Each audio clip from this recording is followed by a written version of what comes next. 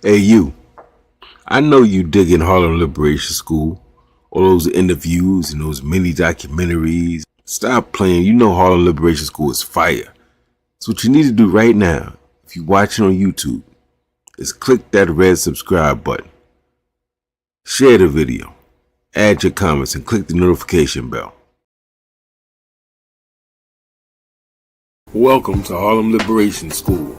We are a dynamic black nationalist and pan-Africanist organization headquartered in Harlem, dedicated to empowering black people to, in the words of Brother Malcolm X, wake up, clean up, and stand up. Our mission is to equip you with the tools and knowledge needed to resist oppression and build thriving, independent communities. Here you'll find powerful black political education, deep liberation theory, and historical insights that connect our past struggles to present-day solutions. Through many courses, engaging documentaries, and inspiring commentary, we provide actionable information designed to spark change. Join us for thought-provoking interviews with brilliant activists, educators, and institution builders as we unite to build a better future for black people worldwide. Please remember to like, comment, share, and subscribe. Peace and black power.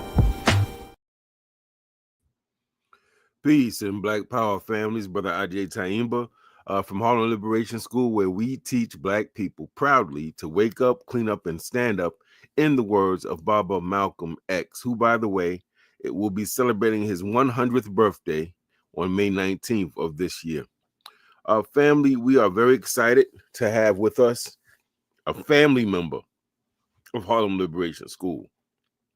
He is a family member because he is a revolutionary brother.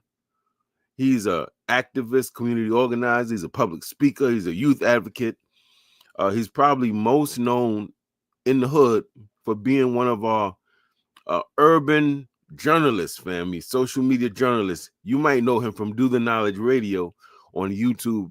This brother, you know, we got like 403 videos up here. When I had Black Liberation University, we had about 600 and something. This brother got more than 3,000 videos, family. I don't know if you understand. That's a whole heck of a lot of work using these social mediums. And so our brother has a very special project that he's working on, and Harlem Liberation School is in full support of what he does. And we'll be talking about that project as well as answering and addressing other questions throughout the show. Without further ado, I'm going to bring our good brother on, Brother Knowledge Born Allah. Peace, brother. Peace and black power, Baba. Man, IJ. how you doing, man? I told you I'm trying to be like you when I grow up. You All understand? right. We're going to clap on that, brother. We're going to clap on that. That's Look at what's up. this. That's Look at what's up. this. Yes, sir. Well, brother, let's jump right in. I know we got some people that are eager. We have a few people watching live. Let me tell you, Brother Knowledge, we've been putting up some videos. We got one video got almost 100,000 views in 3 weeks. So the channel is steadily growing. And so do understand that after this is recorded, there's going to be mad people watching this, brother. So this is very important that we expose people to the work that you are doing for those who don't know. So let's jump right in. Let me put some things on the bottom. Let people know what we're talking about.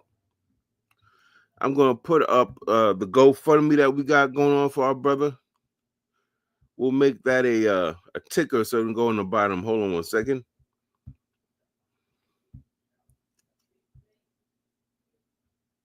Okay. So I see we have a comment. All right, Brother Norman Richards says he's in Toronto, checking in Canada. That's what I'm talking about. That's what I'm talking about. Thank you, good brother, for checking in. And we're going to get started. So you have an ebook series, Brother Knowledge, Voices of the Diaspora. Beautiful, and they beautifully chronicle different aspects of our history as a people. Can you give people an overview of that series of ebooks you created and what inspired you to create them?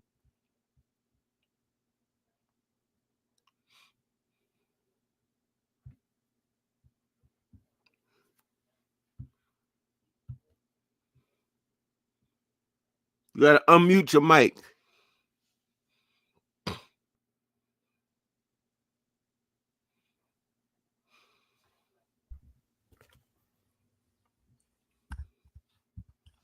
My check. Can you hear me okay? Yes, sir. This book right here, amongst many other books, inspired us.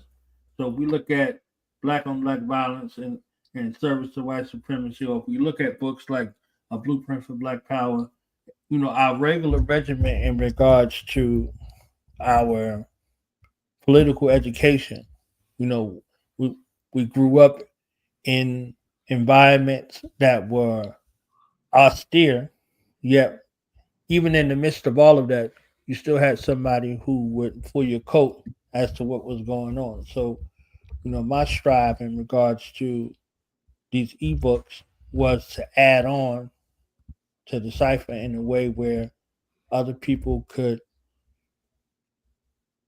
actually get a snapshot of our greats, but not necessarily have to, read a blueprint for Black Power. You understand what I'm saying? Or read, Black on Black violence, the psychodynamic of Black self annihilation in service to white dominion.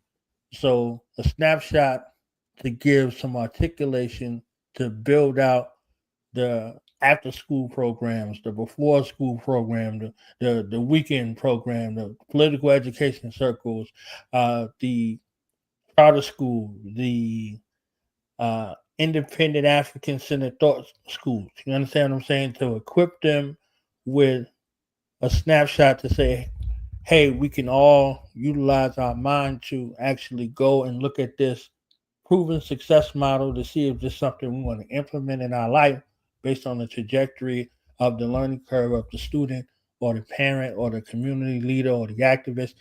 Anybody at any level can look at these books.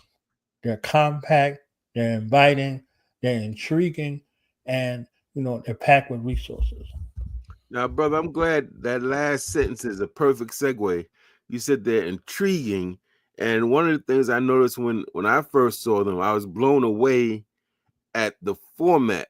When people think of an ebook, they think you're gonna be scrolling up and down or left and right. You're gonna be scrolling.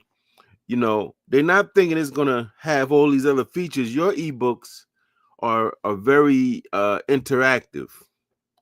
So I was hoping that you can explain how these ebooks engage the community in ways that most ebooks don't. So explain to them some of the features, and you can even show it. I don't know if you have that. If you have any, I could share the screen if you want to. Definitely. Last time I was here, it was only 5 ebooks, so now it's the sixth one. You understand what I'm saying? So coming up here, uh, I'll show volume 6 and use volume 6 as an example, Okay. and hopefully that answers the question comprehensively. Because I don't want to come up here half stepping. You understand? Can't come up here half stepping on Harlem Liberation Square. Now listen, while Brother Knowledge Born Allah does that, I just want to remind people who just came in that the topic, our guest is Brother Knowledge Born Allah. He really needs no introduction. If you watch any YouTube, you know about Do the Knowledge Radio. He's had me on a few. He's had all types of, I would say, some of our best and brightest and most serious and dedicated warriors in every area of human activity that you can think about. But he's going to be talking about storytelling in a revolutionary, innovative way, taking it from the ebooks, from regular books to ebooks, and now the brother's trying to even take it to the movies, to cinema. So that's what we're talking about, in case anyone was wondering. And the question I last asked our brother was, can he help us understand how these ebooks are different, how they're so unique compared to the regular ebooks you might be familiar with, and why that's important for educating our people? So I think he's going to show us his latest book so we can check it out. Yes. If you allow me to share the screen. Got you, my brother. Hold on. What was that? That ain't it. That ain't what was supposed to have been on. Give me a second to get the right. Okay. Here we go. Bam, bam. There we go. Ready? Boom. So yeah, this is volume 6. And volume 6 Last time I was here, I read a little bit from it. Reclaiming our narrative. So, for instance, reclaiming our narrative to empower Black minds. What we see out there in the media, whether it's the entertainment industry or the mainstream media, we see a concerted effort to continuously vilify Black people, Black men, Black women, and Black children, but in particular, Black men, because if you remember W.D. Griffith, Birth of a Nation, he presented Black men and Black people as the villains, but Black men in particular.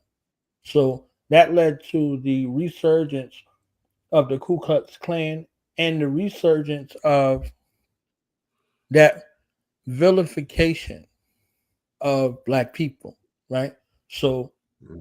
if you remember that film, when the Klan came out, everybody in the movie theater was cheering.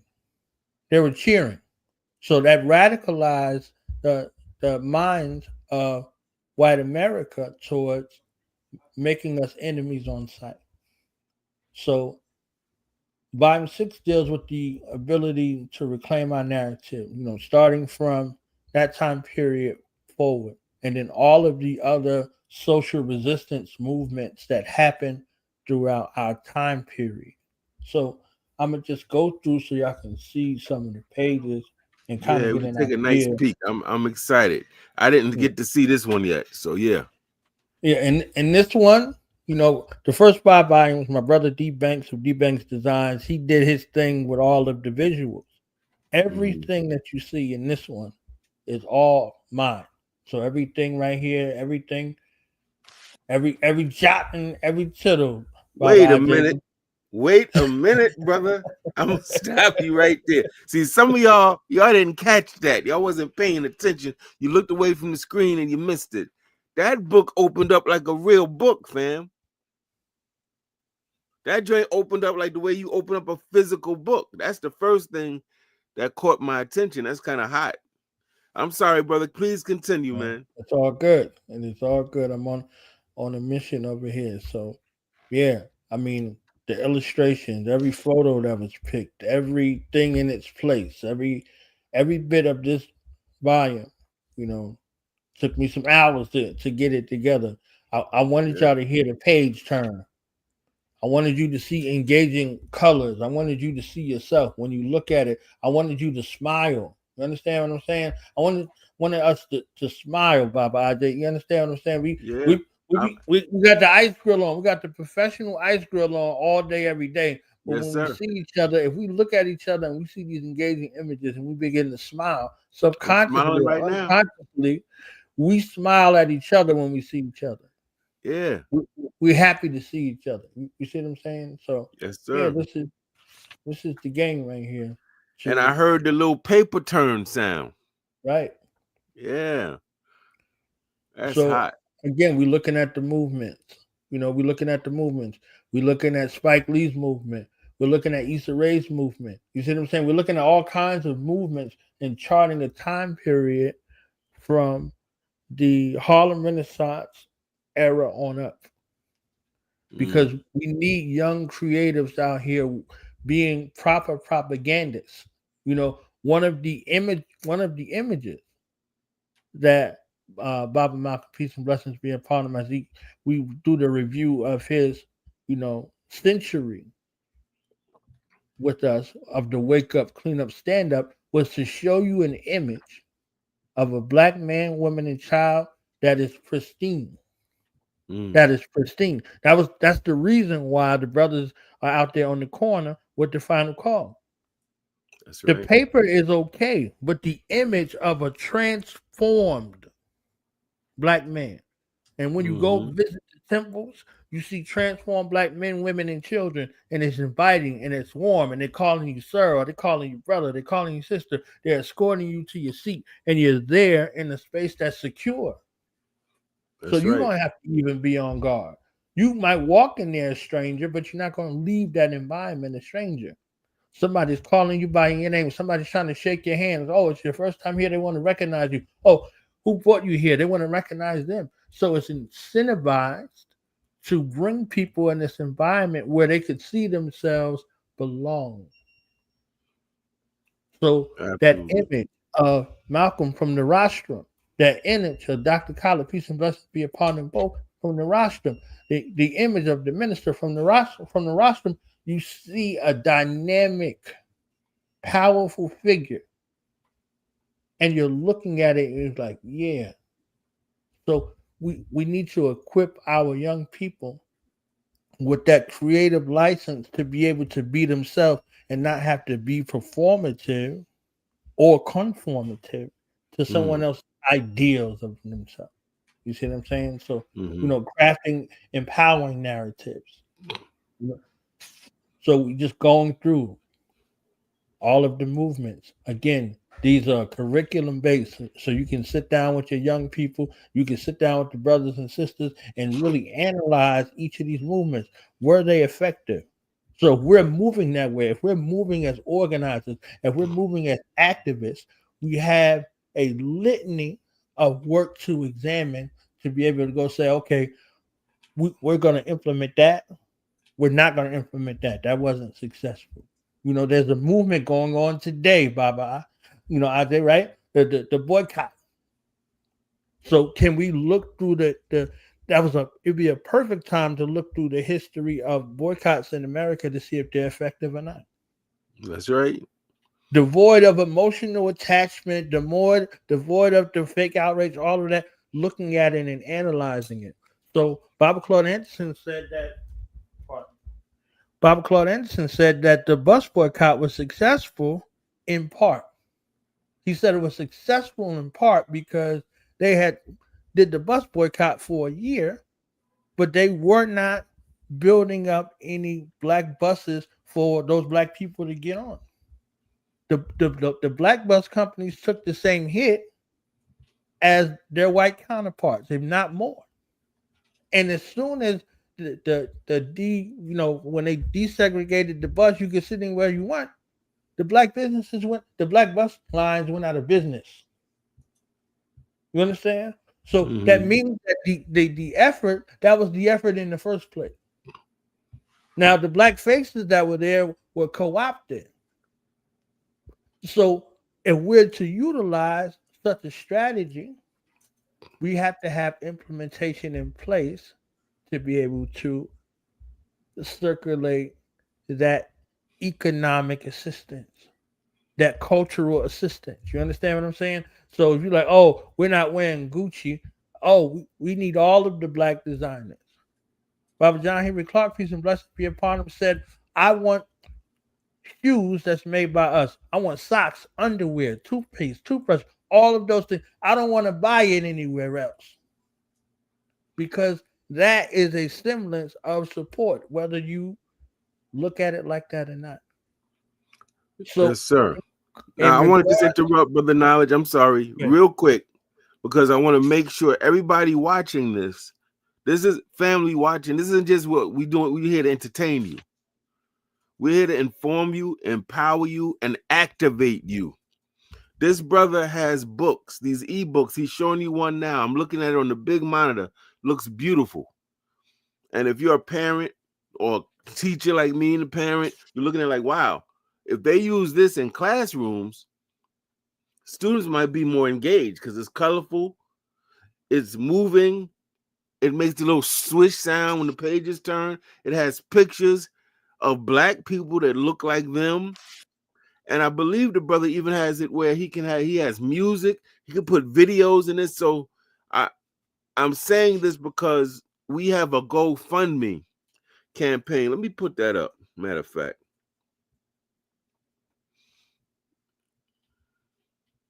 I'm going to put it on the bottom. It's a ticker.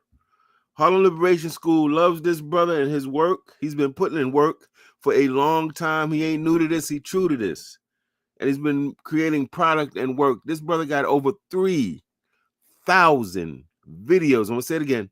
3,000 videos on Do the Knowledge Radio, fam. That's a lot of work, right? And so we're trying to support him. He's going to get into it more, but he has another project. And one of the reasons he's selling the ebooks, besides to educate us, is to raise the money to move on to this next project. So I don't want you just watching this show. If you got it, he's going to tell us about how much you can, how many books you can get, how much it'll cost. I'm going to tell you about the GoFundMe we got. We're trying to raise $5,000 for this brother. Family, if you got it and if you can do it, please buy some of these brothers' books. While you watching this broadcast, please donate to his GoFundMe. I'm going to have it going on the bottom as a ticker. All right? Very, very important. I see we have some comments. We have Brother Norman Richard once again from Toronto. He's checking in.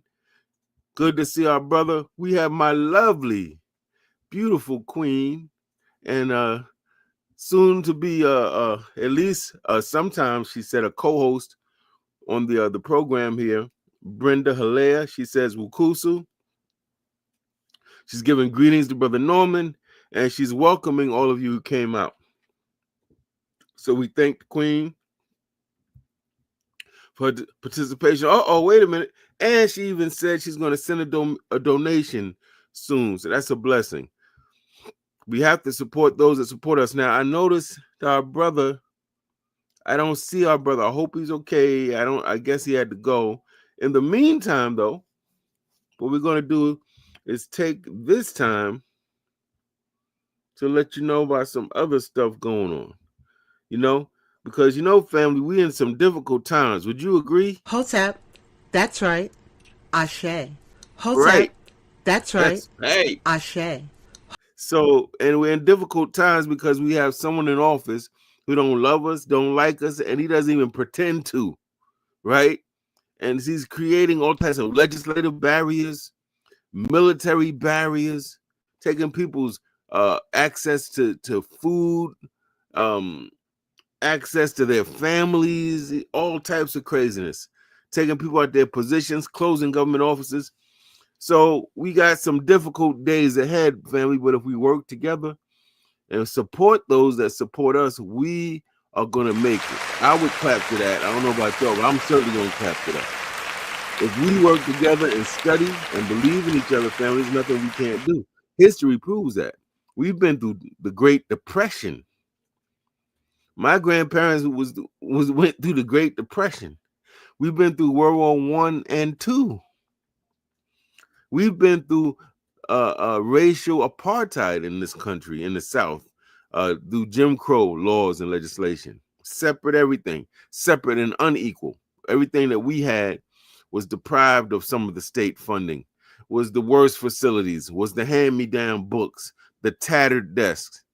But look how it works, though. But because we loved each other, even though those teachers were underpaid, they didn't get the benefits of the white teachers because they love them students. Guess what? Them students got a bona fide excellent education, even though the schools were segregated and had inferior resources. So we have history to be able to say with certainty, not a guesswork, that we can make it through anything. Now, nobody said it would be easy, but history shows we made it through everything they've thrown at us. AIDS, crack, COVID, heroin, wars, the so-called war on drugs, privatized prisons, everything, family. And we will make it through this, but we're going to have to stick together on this. With that said, I see the queen over here laughing. I don't know what I said, but she's laughing about something. Family, real quick, I just want to share something with you that I think I need to remind you of. This real. Hey, you. I know you digging Harlem Liberation School, all those interviews and those mini documentaries. Stop playing. You know Harlem Liberation School is fire. So what you need to do right now, if you're watching on YouTube, is click that red subscribe button. Share the video. Add your comments and click the notification bell. That's right. Now we're still waiting for my brother, Knowledge Bonala, to come back. Brother Knowledge, if you hear me, come on back, brother. We are ready for you. In the meantime, though, I want to show you this quick promo. Peace and Black Power families, brother IJ Taimba from Harlem Liberation School, where we teach black people to wake up, clean up, and stand up. I just want to give you some very important announcements, live broadcasts I hope you will check out. Tonight, February 28th, 2025, at 6 p.m. Eastern, the last day of Black History Month, we're going to have our community organizer and social media journalist, Brother Knowledge Born Allah, and he's going to be talking about a very exciting project that he's working on. The ebooks that he's created called Voices of the Diaspora, and internet docuseries that he is trying to create. Check him out tonight, 6 p.m. Eastern at Harlem Liberation School on YouTube. Secondly, we got our good brother Asukali Mitchell, community organizer.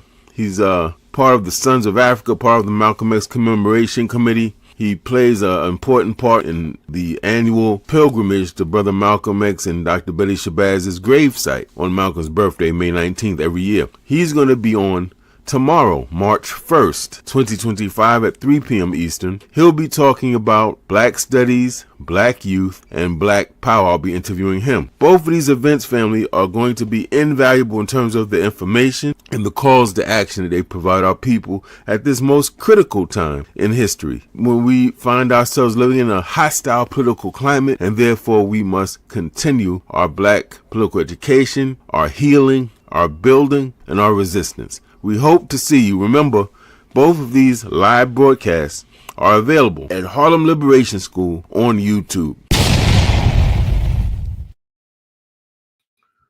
Yeah, it's Brother IJ Taimba back again for Harlem Liberation School, where we teach black people to wake up, clean up, and stand up. We have as our guest, who is more of a family member here at Harlem Liberation School, Brother Knowledge Born Allah.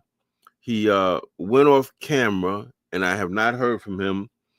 So I'm going to give about five minutes. If I don't hear from him, I'm going to continue, and then I'm going to stop the broadcast and just check on our brother, make sure he's okay, because he's important. With that said, family, I do want to talk very briefly, though, about a very important, oh, wow. Somebody actually sent it. Wow, that's very nice. AC with Ursula sent $5. Peace to Brother IJ. Peace to the good brother Knowledge Born. That's what's up. Thank you for that. AC with Ursula, we thank you for that contribution. And you know that we love Knowledge, Brother Knowledge Born Allah. We love Do the Knowledge Radio. So we really want everyone, in the description section of this video, you will see a link, and it says if you want to check out Do the Knowledge Radio, and you should go and check it out, because he has phenomenal guests. He has phenomenal content on there, family. You can actually watch his broadcasts on a regular basis, and your knowledge of what is going on in the community and some of the most pertinent issues will increase. Just like I would like to think, if you do the same with Harlem Liberation School, if you watch our broadcast, your knowledge base is going to increase and expand. Right. So thank you for that again, Sister Ursula. And again, you see on the bottom scrolling, we have a ticker, a GoFundMe. We're trying to raise $5,000 for Brother Knowledge Born Allah, so that he does not necessarily have to just sell the ebooks to raise that money. That's going to take a long time. So Harlem Liberation School started a GoFundMe campaign for him. We want to raise $5,000 for our brother, so that he can do the internet-based docuseries he's going to do. He's going to take basically the stories that he talks about in those ebooks, and he's going to have interviews with people, and he's going to have stories, right? And he's going to create a docuseries on the internet, but he has to pay to film the first pilot program of that, right? So we hope that you will help us with that. That said, I want to remind everyone, this year, 2025, is very special.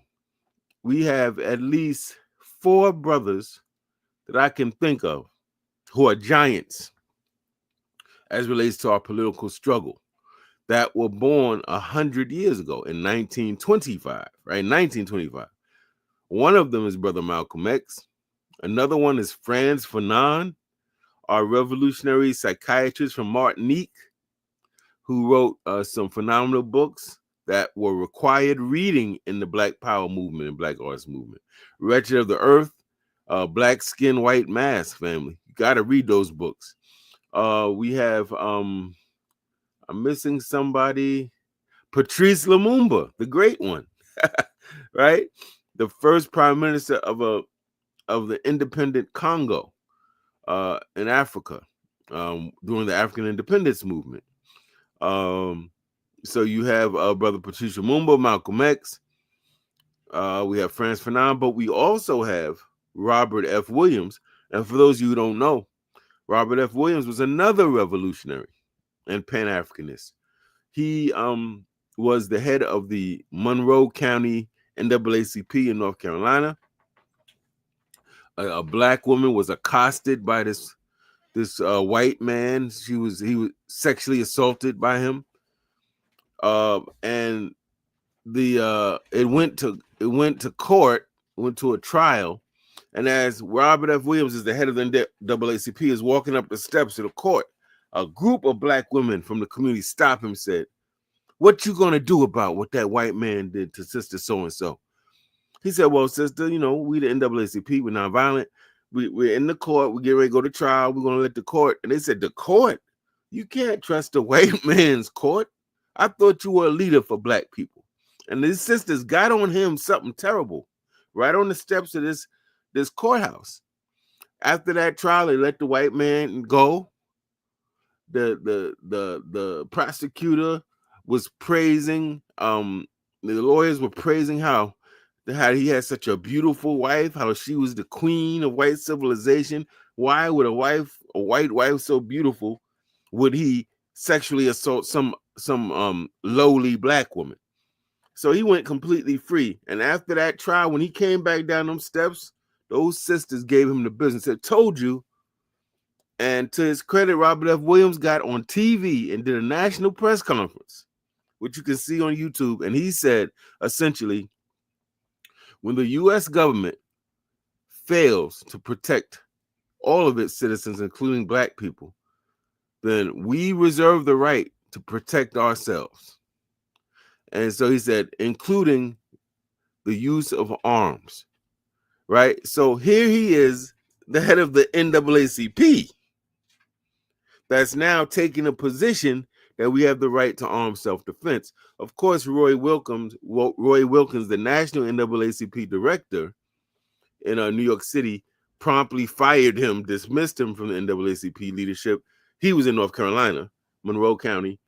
And Robert F. Williams started organizing a militant guerrilla formation to protect the black people in Monroe County. He eventually, he and his wife Mabel Williams were forced to leave. They fled to first to Cuba, where Fidel Castro gave them asylum. Different times. See, back then we understood the importance of creating alliances. So because black people had that type of relationship with Cuba, our revolutionaries, if we need to, could go to Cuba where we would be welcomed. That's why Assata Shakur is in Cuba today, right? For over 30, 40 years because of those type of relationships. He eventually left Cuba and he and his wife lived in China. Different time, isn't it? Different time. Alliances. People were thinking ahead. Let's form relationships with these other countries, these non-capitalist countries, right? And then I believe he went to Tanzania, Africa, and then he came back to the United States. And guess what? This man died at like 75, 76 years old. Wasn't killed, nothing. Robert F. Williams, born in 1925. He, like Malcolm X, like Frantz Fanon, and like Patrice Lumumba, would have been 100 years old this year. So we're celebrating some powerful giants in the community. And this is a powerful year. I want to remind us also, I'm still waiting for our brother Knowledge Born Allah. I just want to, okay. Brother sent me a text. He had to handle something real quick. He's going to be right back on. Excellent. Because I was going to stop this broadcasting and tell y'all we see you later. I'm going to check on my brother, make sure he's all right. All right, good. I want to remind us that May 19th is Brother Malcolm's, would be his 100th birthday. Every year, there's a pilgrimage to his gravesite. And I should say, Dr. Betty Shabazz is buried right next to him. So it's her gravesite too. Every year, we make a pilgrimage, people from all over the country and the world, to go visit Brother Malcolm at his gravesite on his birthday. Tomorrow at 3 p.m., we're going to have our brother Asukali Mitchell, who's down with the Sons of Africa. He's part of the Malcolm X Commemorative Committee, and he's going to be explaining the details of this year's very important and momentous, because it's the 100th birthday of Brother Malcolm, right? And he's going to give us the details on the times when we're leaving, where we're leaving from, and all that type of stuff. So we hope those of you, particularly if you're watching and you're in New York City, we hope that you will come and support. If you're not in New York City and you have the means, we hope that you'll travel to New York City and come check it out. But it's at Ferncliff Cemetery, and we hope you will come through. That said, yes, to my queen. Yes, while you were gone, this sister donated $5. We gave her much thanks for that. I think it's important, as we complain about everything under the sun. There's one thing that we should keep in mind. If we simply recognize each other's value and support those that support us and fight for those that fight for us, family, we change the game. And this is not my opinion. We have historical proof. We had times worse than this, and we pushed through. I'm talking about even in enslavement, where little white boys could come up to me as a 56-year-old man and call me boy, where white people could persecute us and we couldn't even take them to court because we were seen as property, right? Where even if we escaped up north to the so-called free territories, there's a Fugitive Slave Act in 1850 that says if you catch one of these black people, you can bring them back. And you don't even have to be a police person or part of the slave patrol. Any random white citizen could catch one of us in the so-called free territory and bring us back.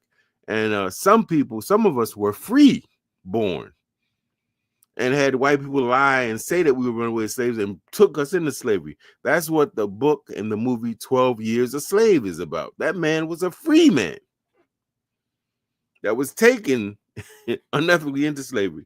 So it's very important that no matter what's going on, we remember the history. And that's why organizations like Harlem Liberation School, Do the Knowledge Radio are so important. They have answers for us. We're not getting money. Some of you were laid off. Some of you are getting older and retired, but you still want money. Oh my God, well, how are we going to get money in this day and time? Our history shows that very poor and often illiterate black people at the turn of the 20th century, the early 1900s, started economic cooperatives. So they took their little pennies and their little nickels. We're not even talking about dollars.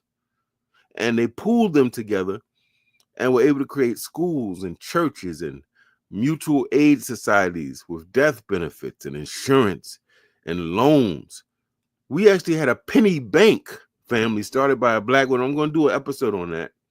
That started a bank with black people's pennies. So don't tell me about what we can't do. That our history is replete with examples. During much worse times than now, black people work together. So one of our issues is, how do we create an energy of black solidarity?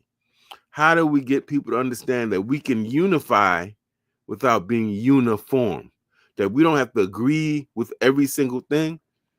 We don't have to have the same exact political or spiritual philosophy or ideology, but we can agree we don't like getting brutalized by civilians or police officers. We don't like being unfairly fired from jobs. We don't like being dependent on other people for jobs. And we could band together and do something about that, family. History proves that. Still, we're going to give our brother Knowledge Born a little bit more time. I want to know, are there any questions for Harlem Liberation School? Some of you come through, you watch. You know, we've been growing crazy. In this last 28 days, we got over 1,000 subscribers in this month of February. So we're growing rapidly. I think people are starting to catch on that this is a good situation we got over here at Harlem Liberation School.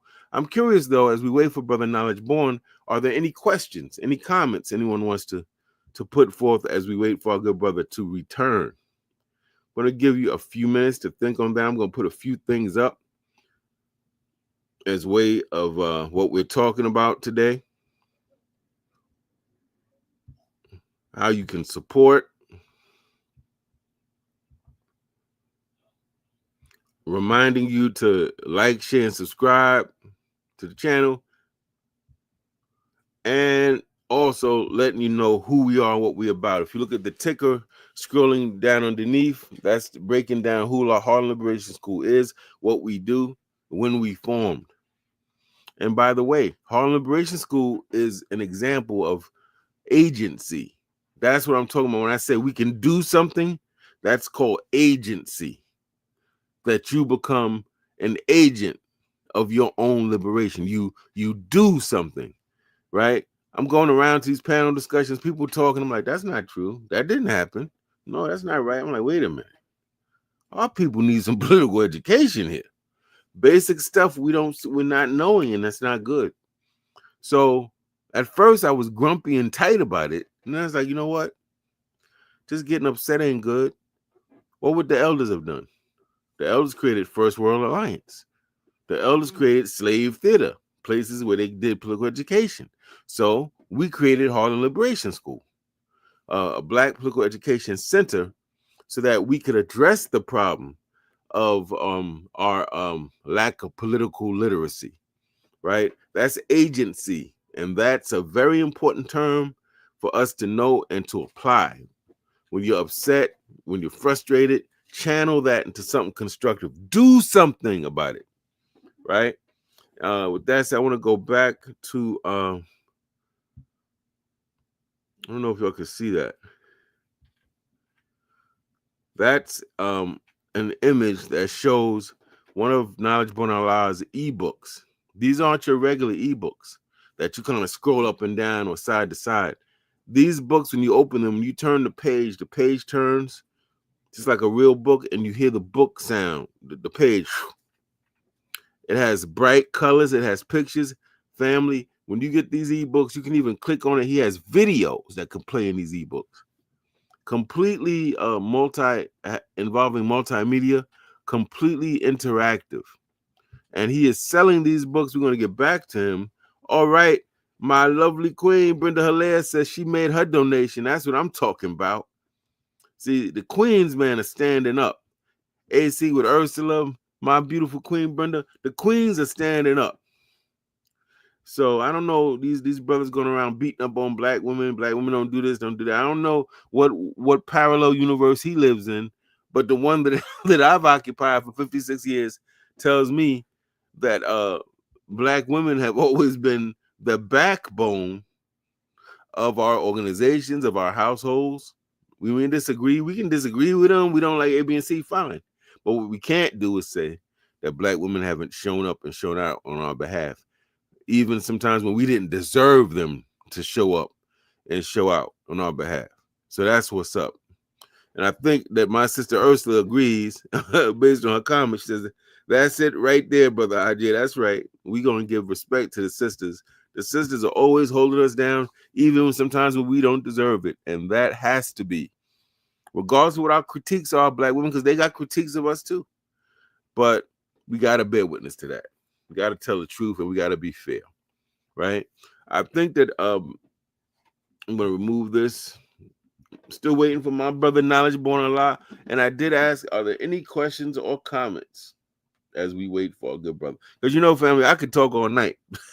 But I'm the type where I don't really like to talk when I have something to say and when something needs to be said.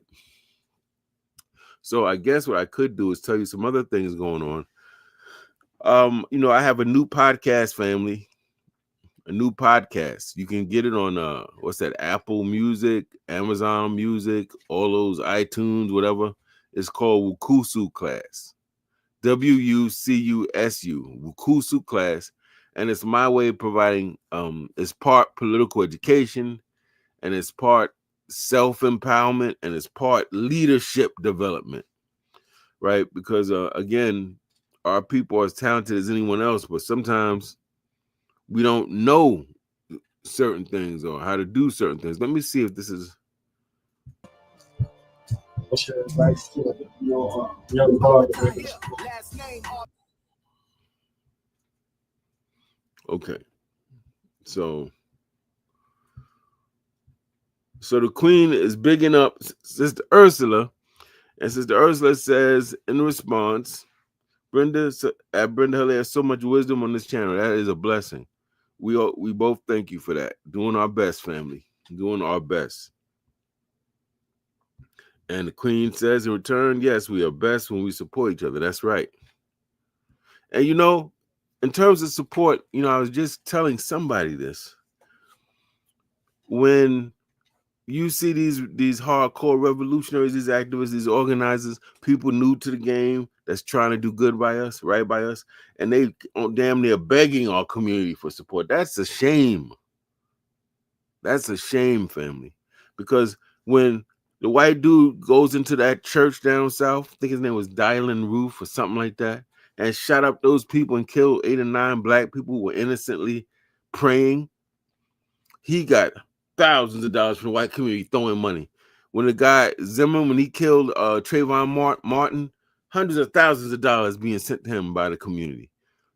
So if they can support their people who are guilty of malicious acts, why can't we support our people that's fighting for us? Why do people coming on here damn near begging and pleading? No, we shouldn't have to do that. You should say, wow, we need more people standing up for the community. Oh, Amun Takali Imhotep has a Anubis militia in Houston, and I got a little change. Let me support that. We should be on that tip, because that reflects that we love ourselves. People who love and value themselves do things to support themselves, right? So they're going to learn. If I need to know more, they're going to get education. They're going to find out what it is they need to know. They're not just going to sit there and say, oh, we should do this. They're going to do something. People say, I need to get my money up. They're going to find out ways to get their money up. They value themselves. People say, I know a lot and I've done a lot. I need to get more active in the community. They're going to find a way to do that. So I'm imploring us, family, please let us support this GoFundMe campaign that we started for our good brother Naj Monallah. Now, while I do that, he told me that he has a trailer he wants me to show. So I'm going to do that now. Oh, wait a minute now. We got Native American Reading says, Brother John Shabazz was, and is still a guide to freedom, justice, and equality. He was a true soldier of Allah with the most honorable Elijah Muhammad. Okay. Thank you for that, my brother or sister. I don't know. Thank you. Let me show this trailer.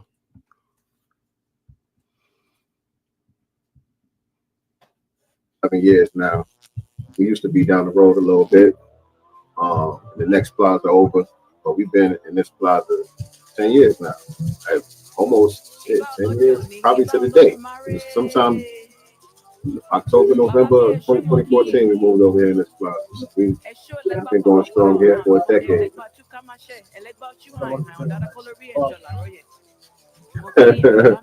trying to show my age out here. That's what we doing. Started cutting here in 99. So yeah, 25 joints, quarter century. And so you sit in this chair right here, you're getting a quarter century worth of experience. So make sure you leave out of here fresh to life.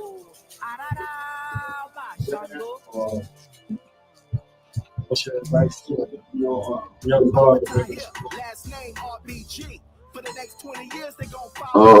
My advice to young barbers is learn the business, understand how to handle your business. A lot of young barbers, they like to get into it. They might have a little skill, they might have a skill set as far as the craft itself, cutting hair, which I did when I started. I was trash. I sucked. It took me a long time to get good at cutting hair, but the thing that I wish I would have learned a long time ago would have been the business side of it. You know what I'm saying? Because when you become a barber, you know, you self-employed. And so a lot of people take that as, I guess I would say, almost an excuse to be irresponsible, because you don't have a boss per se. You don't got nobody check in with per se. You know what I'm saying? But you got to be your own boss when you're self-employed. You got to be your own boss, and you got to be accountable to your clients and all of that. You know what I'm saying? So learn how to run your business. Learn and understand the tax system and the tax codes and all of that. Get your credit right. You know what I'm saying? You know, understand how to build clientele, how to set your pricing. You know what I mean? Time management, things of that nature. Hello, I am Latoya. I'm the owner of Cindy's Conjure Shop over here in Forest Park, Georgia. I am a spiritualist, full-time spiritualist for the most part. I'm a Reiki master. I am a author. I am a teacher. I teach a lot of classes out of here. I am an initiated priest. Lukui priestess of Yemaya. I'm a medium, I do readings, all of that. So yeah, I have been operating the shop for the last 4 years. And this really is just a manifestation of my spiritual journey. When I first started several years ago, I mainly was just like doing yoga, meditating, tarot cards, and really just kind of doing a lot. I'm practicing Buddhism and just doing a lot of work on myself, spiritual work on myself. Just mainly because I just felt like there just had to kind of be more to life.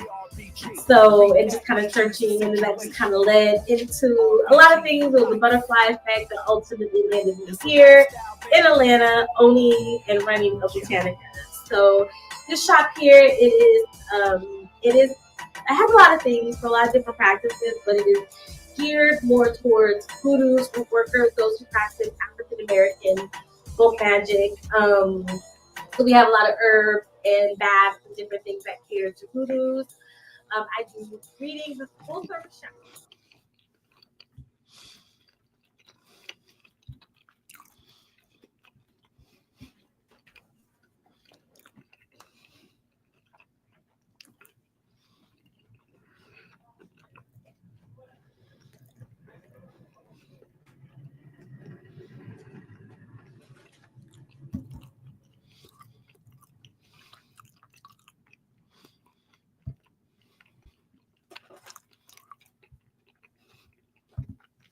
All right.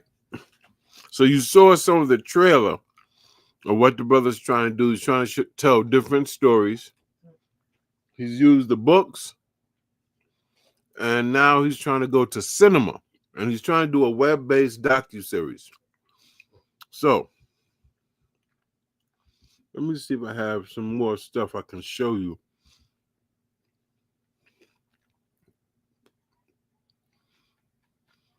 Be right back, family. Don't go anywhere. We'll be right back.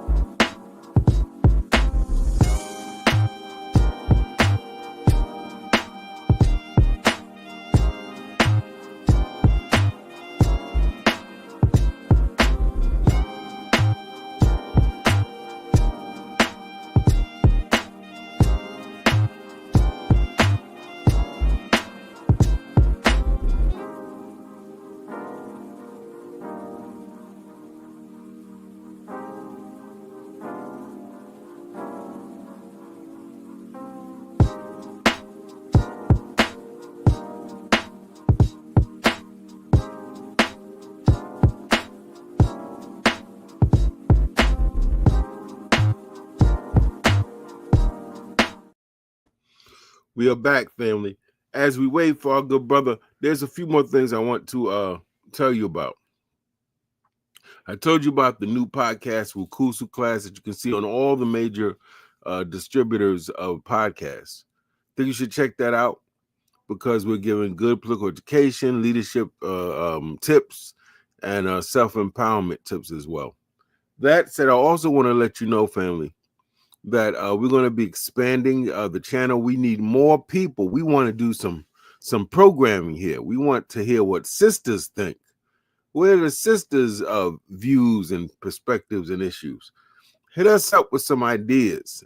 Even now, hit us up with some ideas on some topics you'd like to hear us cover on this channel. We can't think of it all, family, so we need those of you who are supporters of the channel to give us some things that you think maybe you haven't heard us cover.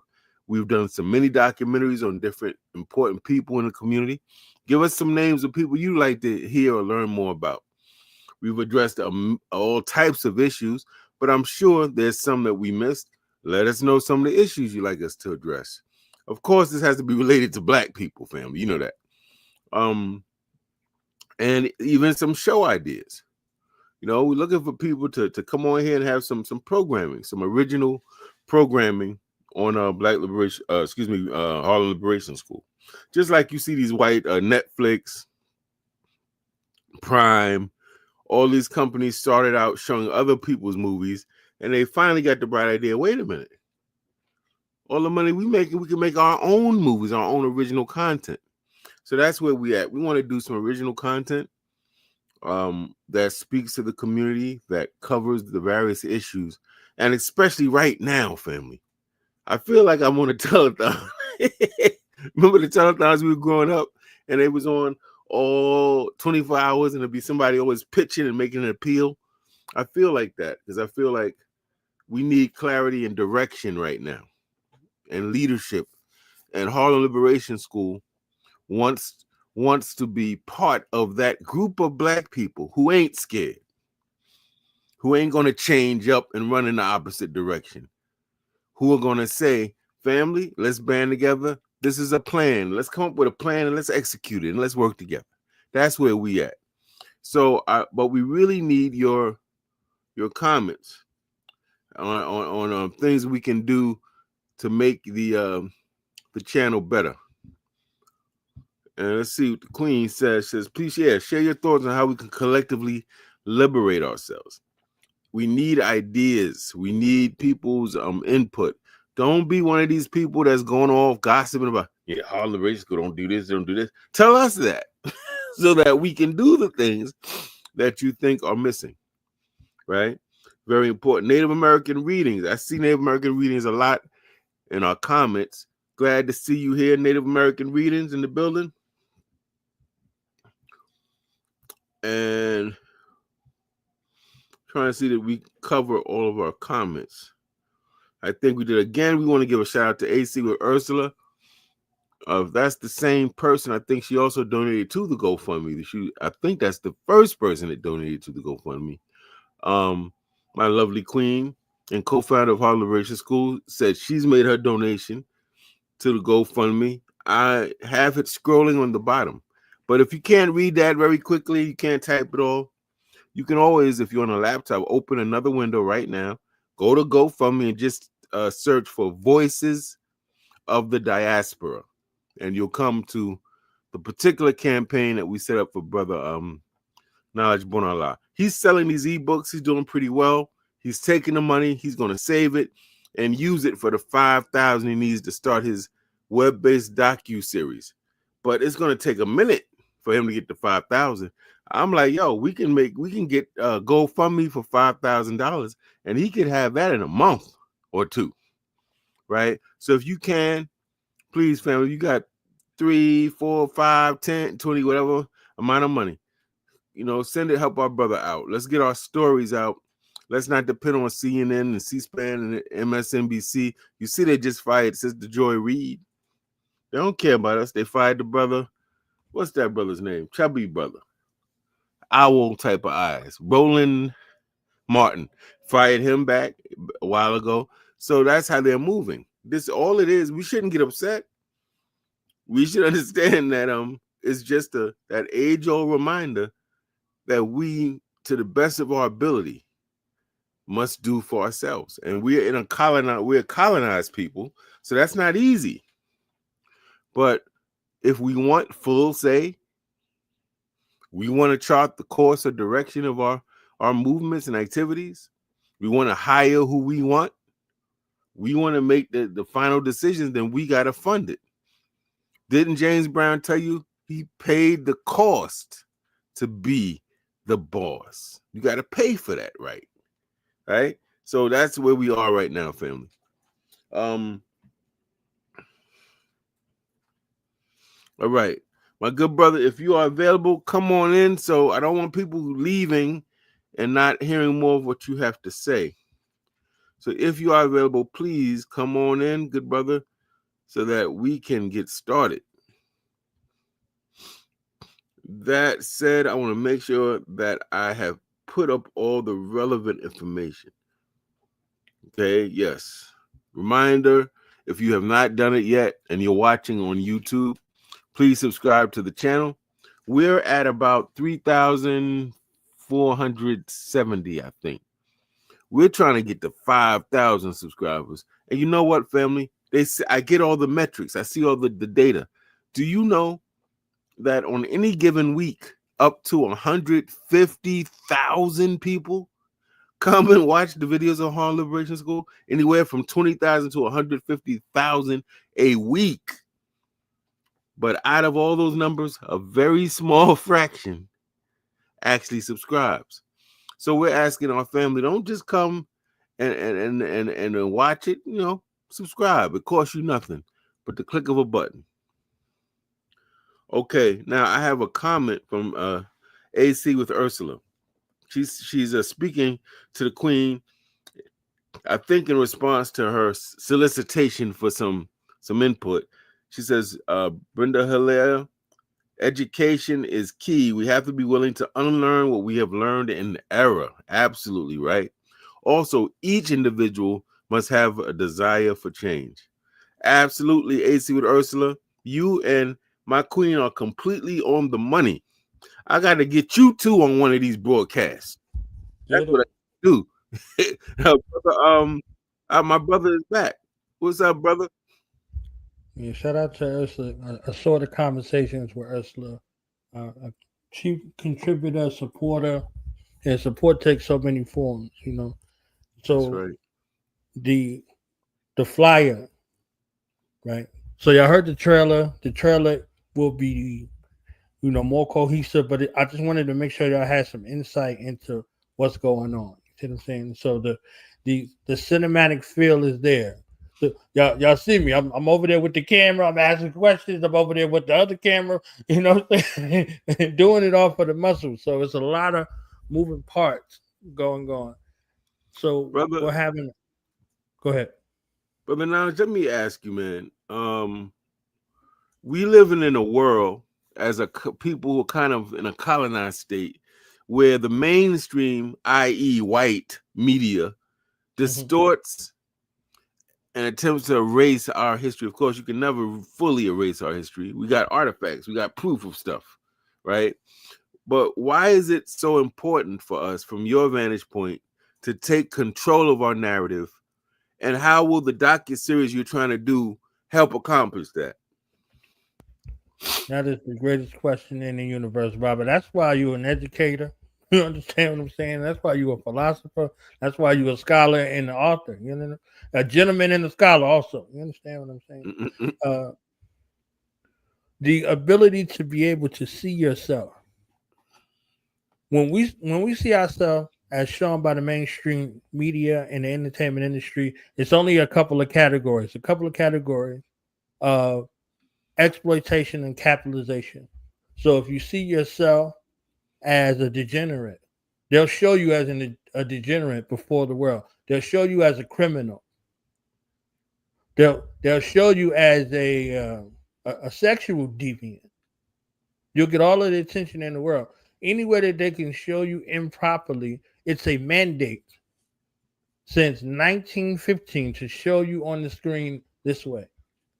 So when you leave it in the hands of your enemy, how do you expect your enemy to portray you to the world? Mm.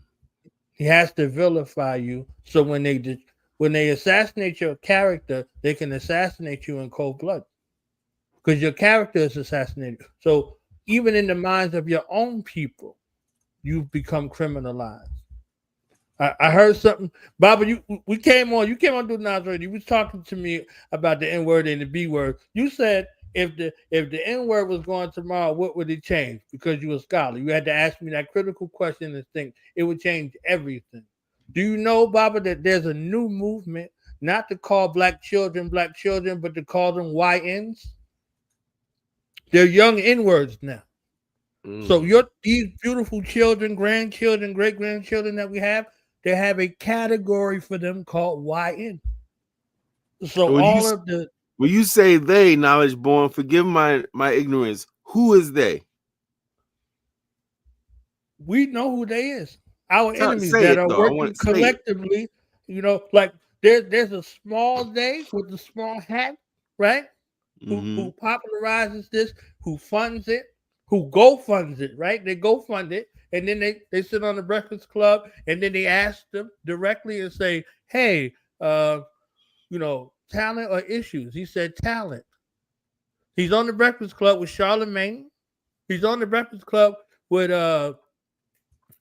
DJ Envy, and they're asking him about these young black children that they have this talent that they're capitalizing off of and paying them attention.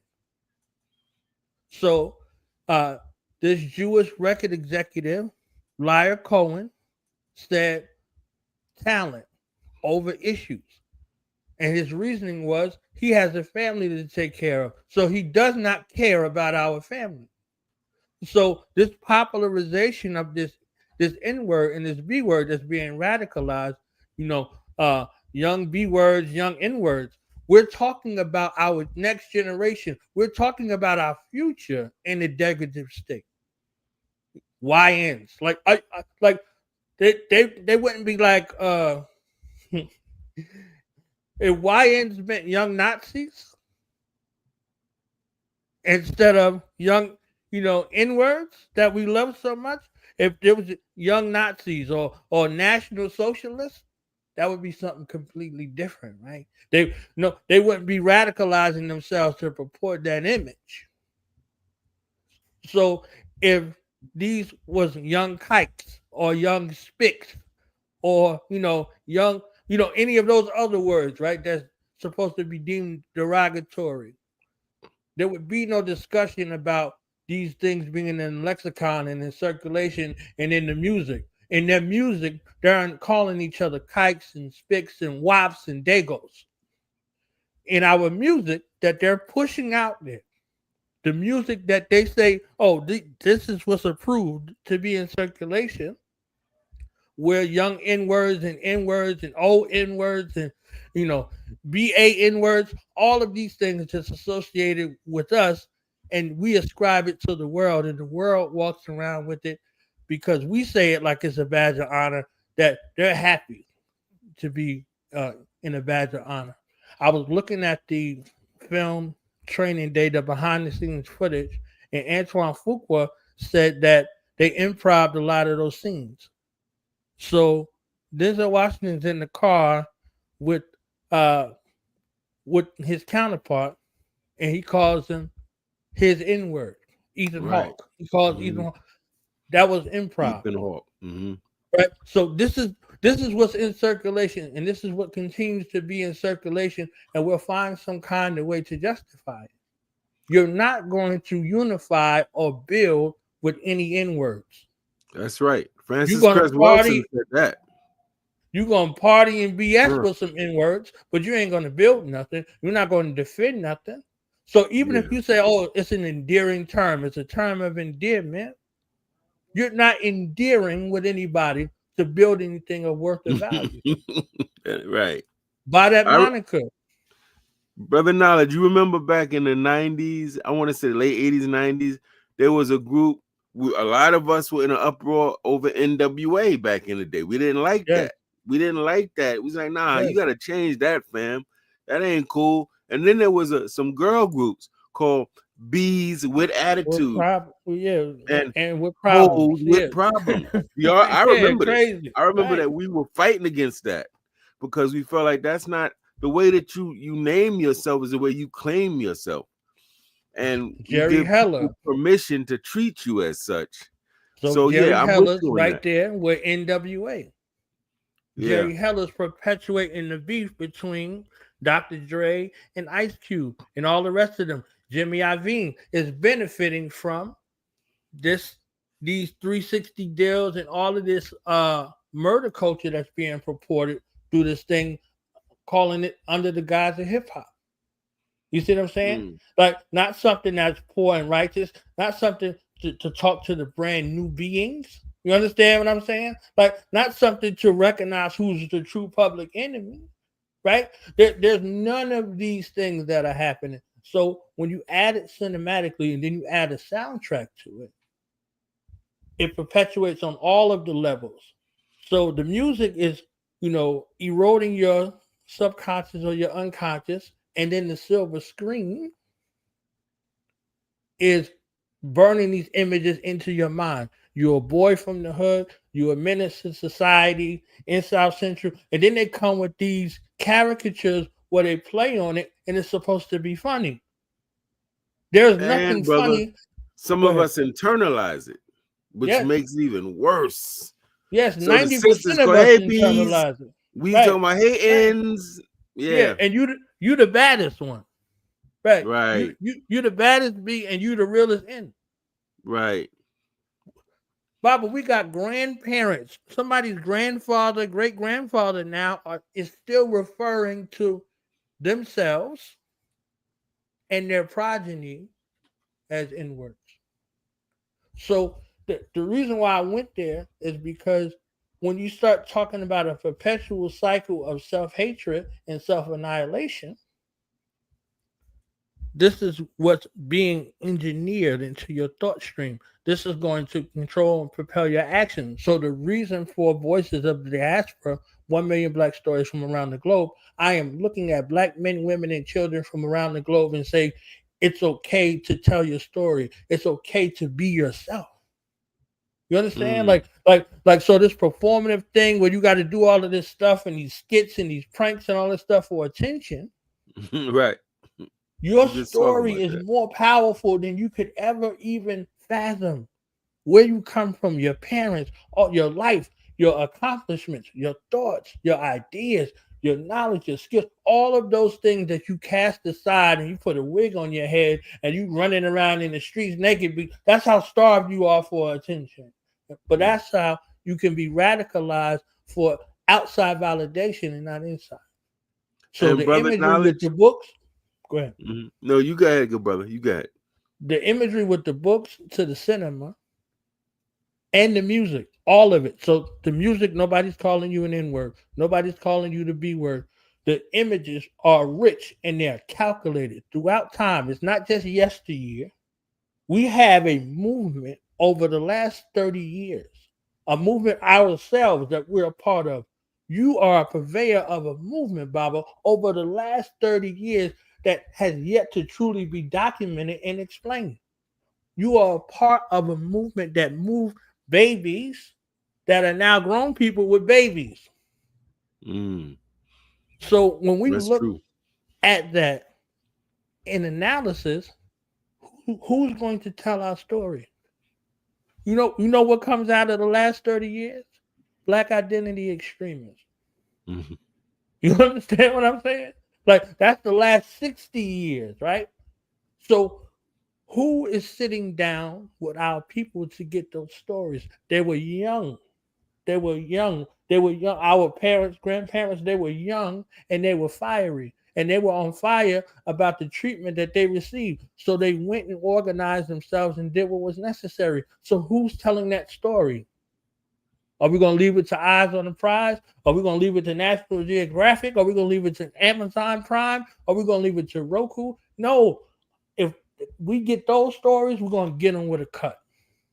We're going to get them, with some B12 on it or some fish scale. You understand what I'm saying? We're not going to get that blue magic, right? We're not going to get that blue magic. So we could utilize our time glorifying our degradation or giving credence and ode to our resurrection and rise. When we wake up, clean up, and stand up, we have to see the imagery. We have to see the blueprint. We have to hear the music. That's the soundtrack for our liberation. Make me want to holler. A change is going to come. Like we come from predecessors who utilized Motown as a vehicle to speak to the social issues in the order of the day. We come from poets and spoken word artists who taught us that the white man got a God complex. You understand what I'm saying? And to it spark us, to imbue us with a power for us to actually know what was going on. So we have to revolutionize storytelling. We have to have it. I can't write all of the books. You can't write all of the books, Bobby. You do a pretty good job. You understand what I'm saying? We can't write all of the books. So we have to inspire young people to write those books, to share their stories, to use these devices and not be divisive with them. Use these devices and share your story. Record your story. Leave that long-standing journal for the future. I'm reminded. Now, brother Knowledge, I want to jump in real quick because I have a QR code up on that screen, and what I'm hoping is that we already got two queens that already took initiative and have donated themselves. But those people watching who have not been part of the conversation in the chat or what have you, that you can just take your smartphone, and I know you got one, and if you're like most people in this country, it's probably in your hand right now, and you can scan that code and go right to that GoFundMe campaign. And family, you don't have to be rich. You can give $5, family. So this is not a thing like you got to give your rent money. We're just saying to make your contribution. I'll keep that up for a minute. Then I'm going to take it down, and I'm going to ask you. I'll have it scrolling on the bottom, but I want to make sure that we don't leave this program. And this brother has sold no ebooks, and he's got no donations. It's very important that we have agency. Brother Knowledge, I'm going to take that down real quick. Brother Knowledge, what I like about what you do is you gave us the psychology. You gave us the whole thing about how we internalize, become agents of our own victimization, and internalize these negative messages, and then give people false justification to treat us like N's and B's and hoes. But you didn't stop with that. You also gave remedy, right? You gave solution. And I had asked you the question, you answered it beautifully. I said, all right, so what's the importance of what you're trying to do, and how does it challenge that? And those ebooks with those beautiful images and the multimedia, the songs in it with positive language, progressive language, the images of Black people in them, the powerful words in history, absolutely is a remedy. It counters all of those negative messages. And I'm wondering also, my good brother, about the DOCUSERIES. Now, we know Harlem Liberation School has tried to support, brother, with the GoFundMe.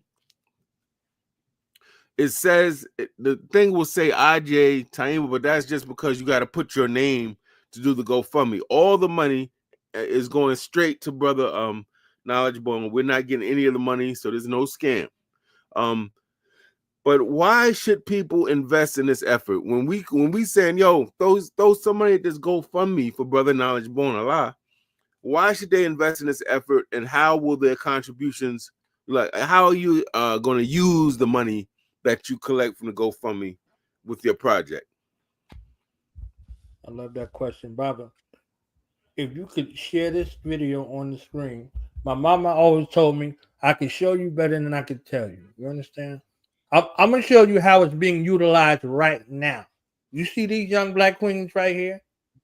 Volume 2 is dedicated to the Black women. Now, look at these beautiful, powerful, intelligent Black children speak about these books right now, okay? Speak about, this is a part of their core curriculum as homeschool students.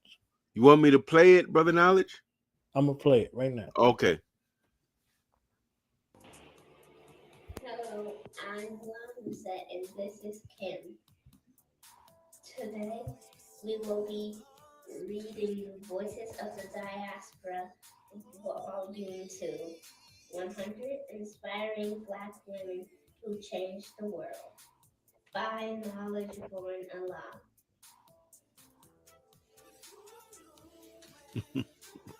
Introduction.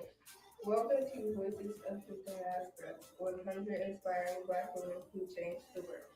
This book is a celebration of the remarkable achievements of Black women who have shaped our world through their courage, innovation, creativity, and determination. From trailblazers who broke barriers to modern-day heroes who continue to inspire, this collection of stories is designed to educate, motivate, and empower the next generation of women to pursue their dreams and make a difference in the world. Chapter 5, Leaders in Science and Medicine. The contributions Bobby, she said chapter 5. science and medicine Okay. have been monumental. This chapter celebrates the Can you achievements turn it of up a little bit, Knowledge? who have pushed the boundaries of knowledge and improved healthcare for all. Dr. Rebecca Lee Crumpler was the first African American woman to become a doctor of medicine. Okay, so what do y'all think about the book Voices of the Diaspora, Volume 2, 100 Inspiring Black Women Who Changed the World? I think it's a good book if you want to get information about history. Okay, good.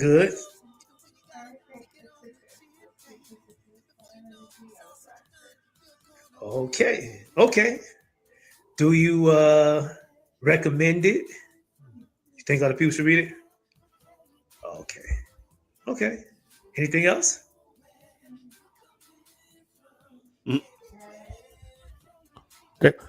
Black women ain't about to lie for me, Bobby. You understand what I'm saying? Good job of making the If book. that book was trash, they would have told me. You know it. Young people, You understand what I'm saying? you better believe it. All right. So That's what's up, man. See, that's and I want to underscore something when you left for a minute, a word I kept pushing: agency. I'm not talking about a part of the government. I'm talking about this idea that we can be active agents of our own liberation, that we do something in our own self-interest. And I think when I think about the work you're doing, that's what comes to mind, that you're demonstrating agency. And historically, we've always demonstrated agency, even on the plantation. I mean, think about this, family. We are shackled, sexually assaulted. They're not recognizing our institutions. They're taking away our drums. They're trying to stop us from speaking our language. And we still showing the agency. How? We breaking their tools. They say pick so-and-so amount of cotton, we pick half. Or we act sick, even though we're not. Or we run away. That's agency, doing something on your own behalf. And I like the fact that your books and your docuseries is going to do just that. We are coming on the close, brother of Knowledge. Is there anything you want to say? I'm going to put this back up here so people want to scan that and donate to that wonderful GoFundMe campaign to support you and your docuseries. Is there anything you want to say? Like, are you still selling the ebooks themselves too? yes, definitely selling the ebooks. What's today? Until tomorrow is the last day that the books are available on discount. You know, in honor of Dr. Bobby Eugene, right? His birthday's tomorrow. Him and Bobby Amos Wilson is a week apart. I heard you talking about one of our warrior ancestors, Robert F. Williams. Yes, Robert F. Williams, his birthday was a couple of days ago. That man was and is a true revolutionary with a true revolutionary counterpart in his wife, Mabel Williams. Peace and blessings be upon them both. She outlived him and she continued to make sure his legacy was not distorted. Mm. Just as Dr. Betty Shabazz, peace and blessings be upon her, lived 32 more years after the martyrdom 60 years ago of El Hajj Malik El Shabazz. And not only were they there, they continued the work. After John Jacques Dessalines, peace and blessings be upon him, uh, Queen Marie, she kept on going almost to a century. You understand? So when you pointed that out, because there's a fear that's associated with revolutionaries transitioning young. There's a way to go. You understand what I'm saying? There's a way to go. She lived to almost 100, and some reports that she lived over 100 years old. Mm. Dr. Baina Bello could give you the most accurate information on that. So our movements have to continue. Our movements have to continue. So you saw my young nieces on here. You understand what I'm saying? Giving their report in real time. You know, I say my nieces because all Black children have some sort of kinship to me, whether they know it or not. Just literally how we were trained. You see what I'm saying? So they were there under the direction of their father and mother, and that's their core curriculum. So a part of their core curriculum. So that family is the family of Haninsu. You know, they're organizational heads, that royal family, and that's their progeny. So when we look at the Nile Valley, when we look at this culture that they say is dead and nobody's practicing it, they're living that culture. They're living that culture. They're not moved by the things that they see out here. They're not moved by the agitation props and the dissension and the misinformation. They're reading books. They read like 10 books a month, those young ones. You see what I'm saying? So if the adage is true, when you teach a woman, you teach a nation, and the nation can rise no higher than this woman. What does that nation look like for these two young nation builders coming up? What sort of mind do they have already? What do they have in their genetic memory? So all of these things are, part of what needs to be done, and it's the reason why it's to be showcased. And that family will be featured in the documentary, like you, Baba. You and Queen will be in the documentary. You see what I'm saying, in the docuseries, because you have stories, and once you sit down for a moment and begin to reflect, you're going to uncover and share things you probably ain't never shared before, because that's in that space of recounting what we do. Because if we don't, we're subject to for our messages to be lost, destroyed. Mm-hmm. Right. You see what I'm saying? There'd be some little Chinese dude talking about, I started Harlem Liberation. No, sir. Oh, shoot. We leave an artifact. Julia Roberts had the audacity to say that she was going to portray Harriet Tubman in the film, and nobody was going to say anything about it. Well, she might as well have, because the person that they put in the position to play her was even worse than her. You understand? So this is the imprint that's going. So when we look at our ability to be able to tell and share our stories, it's a necessity. And the last thing I want to say real quick, Bobby, I know it's a lot of things going on. There's a lot of calamity, a lot of confusion going on.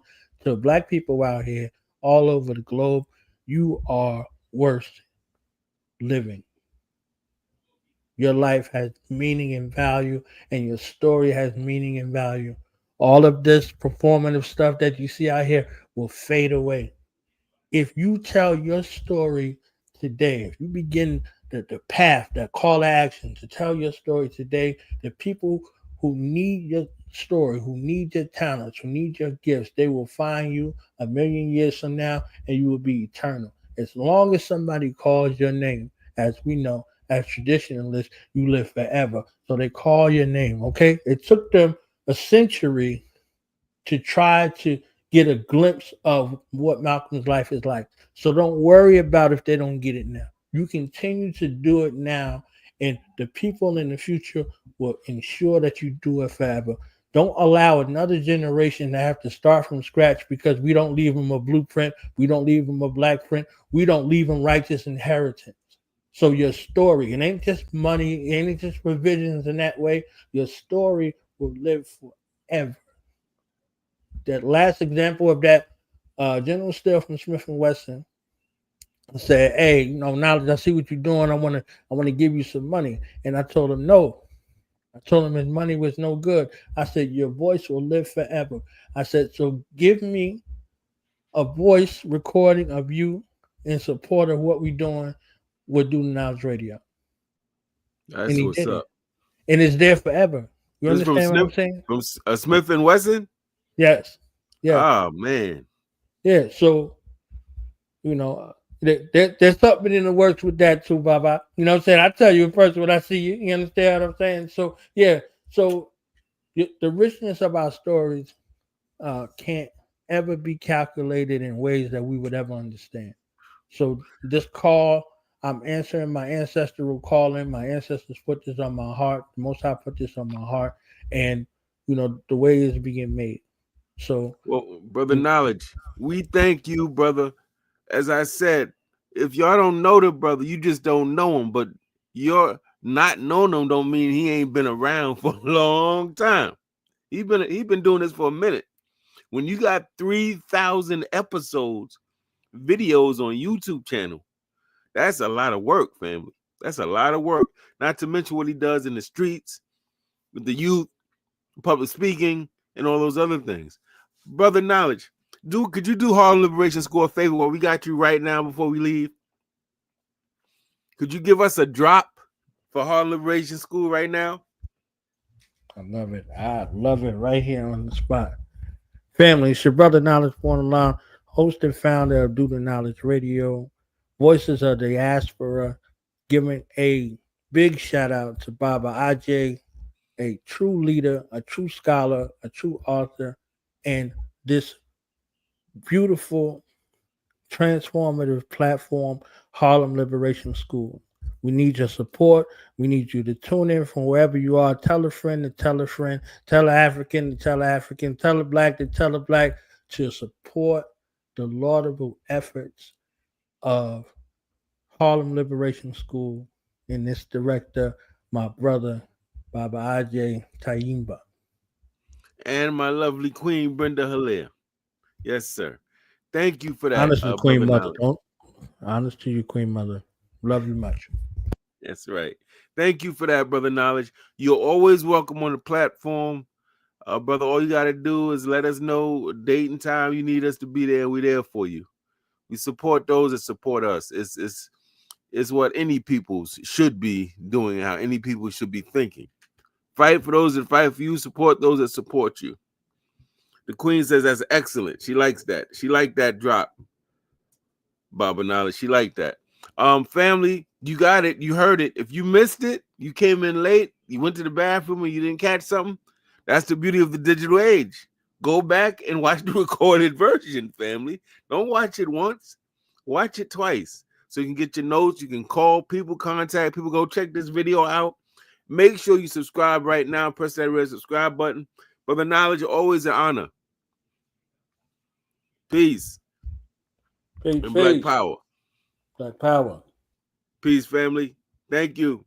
And remember, tomorrow, Brother Asukali Mitchell from Sons of Africa and the Malcolm X Commemorative Committee is talking at 3:00 Eastern Time, right here at Harlem Liberation School on YouTube. We're talking about Black Studies, Black Youth, and Black Power. Make sure you check us out. Peace and Black Power, family. We will win no matter what is or who is opposing us if we work together. Peace.